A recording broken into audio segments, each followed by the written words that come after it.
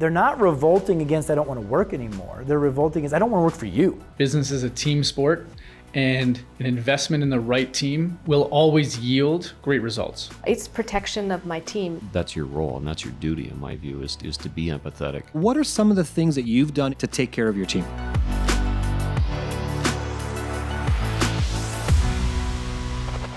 Part of the journey of being a business owner is knowing when you can't do everything, which was a big challenge for my business partner and I.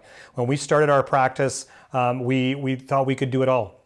And then we realized with the amount of work that we want to do and the value we want to give back to our client or customer, we can't do it all. And we're not the best at everything. And so we had to expand our team. This is going to be the era, the next 5, 10, 15 years.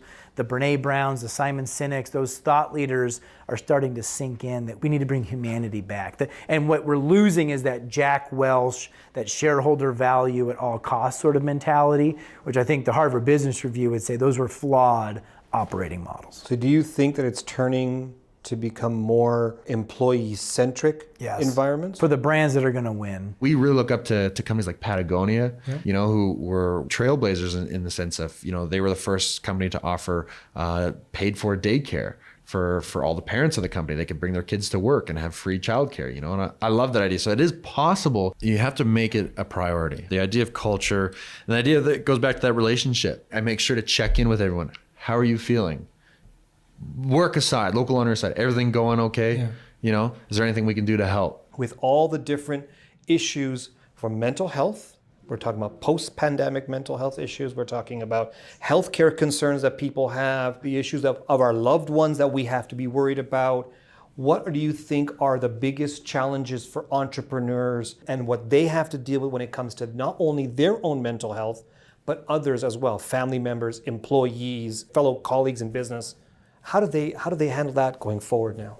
Starting with taking care of your own, because you're no good to anybody else if you're not taking care of yourself first. Mm-hmm. And prioritizing time to do things, to be resilient. And are you coming in not just with the ability to bounce back, but are you coming in with a full gas tank? Like Jen said, I put on my oxygen mask on first so that I can help everyone else. And I do that by being part of a bigger supportive network, which is Entrepreneurs Organization. I get a lot because it's fun when it's great, but it's lonely, and it's extra lonely during COVID because we're dealing with situations every day that we never even, there's no playbook for it. So we're making up that playbook as we go along. So I have to look at the welfare of my team first, which then as CEO went, this isn't a year for growth, even though we are coming out of this very strong. It's protection of my team so that because they're already hurting and they're in pain. So I have to make sure that we're putting in things in place for our team to get past what has happened in the last couple of years. I need them to all know that if they're feeling overwhelmed or if there's something going on, that I need them to come to me, and I have that conversation with them on a daily basis. As soon as you have hired other people, the onus is on you to make sure that their welfare is, and also we pay attention to that. And I feel that that's a strength that women as leaders have. Yeah. Mm-hmm. I really do. Yeah. I'm biased. That's your role, and that's your duty, in my view, is to be empathetic so that you can respond in a logical and compassionate manner. What are some of the things that you've done in your dental practice to take care of your team? Make sure that they can do stuff better at home when they're working with you. They spend so many hours with you, but they still need to take care of their families and their friends and learning how to take care of themselves so that they can show up to work at 100%. So we close all of our offices for 1 day a year. We have somebody coming in to talk a little bit about some finances from the credit counseling. We have a nutritionist coming in. We have a Pilates instructor to talk about body positioning and how to take care of yourself. I remember when I started working at a job, the boss said to me, day 2, you should be lucky to be here. You should be privileged to be working for me.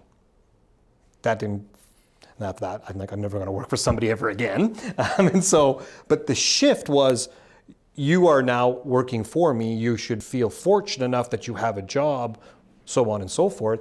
That shift is, well, you should be lucky that I'm the employee, that I'm working here, that I'm contributing.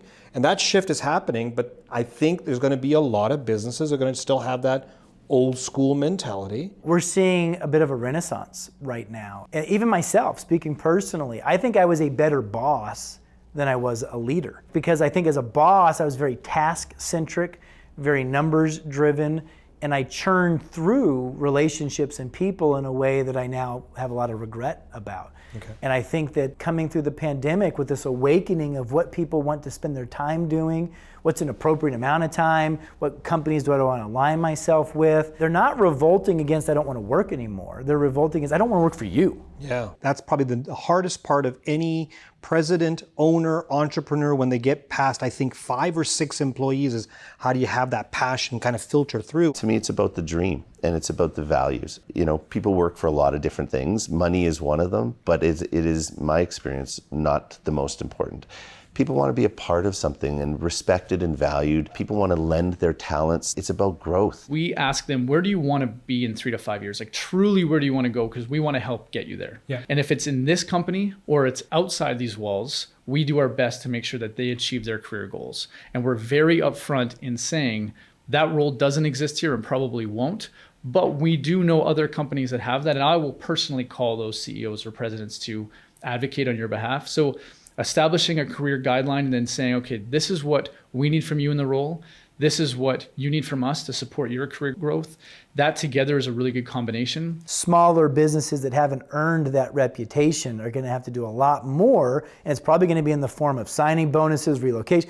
And so that's a lot more overhead. And can your financials absorb that? And then what if they leave in 2 years, right? And so then like how do you keep them around to justify that front-loaded ROI? We're starting to see employment contracts that mimic sporting athletes, where it's like come in for a 3-year term and it's backloaded so that, but we just kind of understand that I'm not expecting you to be here forever. We're going to have a new agreement every couple of years where we're going to renegotiate what this actually looks like. And I don't think many HR departments are well equipped for that sort of employee empowerment where they're the prize to be won. That's what business owners don't understand, that there's going to be a big shift. Thank you for watching the Karmali Exchange. Make sure you subscribe and hit the notification bell so you never miss an episode. You can also follow me on social media at Faisal Karmali, where we can continue the business conversation.